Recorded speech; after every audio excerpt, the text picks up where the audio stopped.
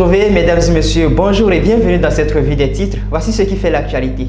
On démarre avec Matin Libre qui titre en manchette de sa parution présidentielle de 2026, Diogoueno force le passage. Une manœuvre solitaire qui scandalise son propre camp. Dans le même journal, à l'occasion de la 150e célébration de la Journée mondiale de la météorologie, l'ANM marque l'événement avec Alimatou Chadia Assouma. L'événement du jour parle des relations bilatérales entre le Bénin et le Qatar.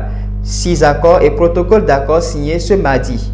Le même journal informe qu'en raison des opérations relatives au Hajj 2025 à Akpakpa, les rues menant à Famakwik et à Laïsé temporairement fermées. L'informateur nous apprend que pour la lutte contre la piraterie des œuvres littéraires et artistiques, une commission de sécurisation des œuvres a été mise en place.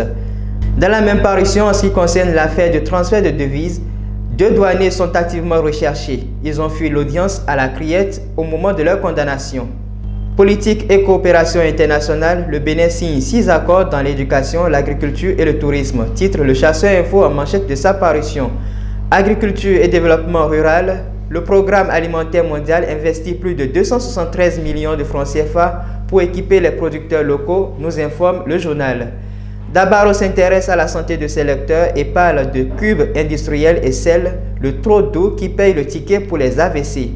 Le journal nous informe aussi que pour faciliter l'accueil des pèlerins à Cotonou, les rues menant à Famakwik momentanément bloquées. Le télégramme à présent, affaire Houndénion à la criette, les faits jugés de nature criminelle, le dossier envoyé en instruction. Le parquet spécial fait appel de la décision du juge. Après leur condamnation à la prison ferme, 2 douaniers détalent et disparaissent dans la nature, nous apprend le journal. En vue des élections de 2026, intenses activités au sein des partis politiques, titre Jakbata en manchette de sa parution. Dans le même journal, mission impérative d'identification des réserves administratives, la mairie de Cotonou s'engage dans la sécurisation de son patrimoine foncier. Libération parle des premières retombées de la visite de Patrice Talon au Qatar. On note des accords signés, exemption de visa et reconnaissance des certificats de marins. Le journal parle aussi de la lecture des documents budgétaires sensibles aux enfants et nous informe que des cadres parlementaires sont désormais outillés.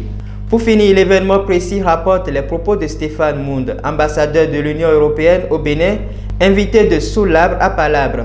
L'UE continuera à appuyer les efforts du Bénin. Rencontre de concertation politique, Biochane et Diogoueno renforcent les liens entre BR et UPR, nous informe le journal. Et c'est tout pour cette revue des titres. Merci de nous avoir suivis. Retrouvez en direct la grande édition du journal sur www.hcdtv.bj tous les jours à 13h, 16h, 20h, 23h, à 3h et à 7h du matin. Vous pouvez également la voir en publication sur notre site hcdtv.bj ou sur tous nos canaux digitaux. Merci de nous avoir suivis.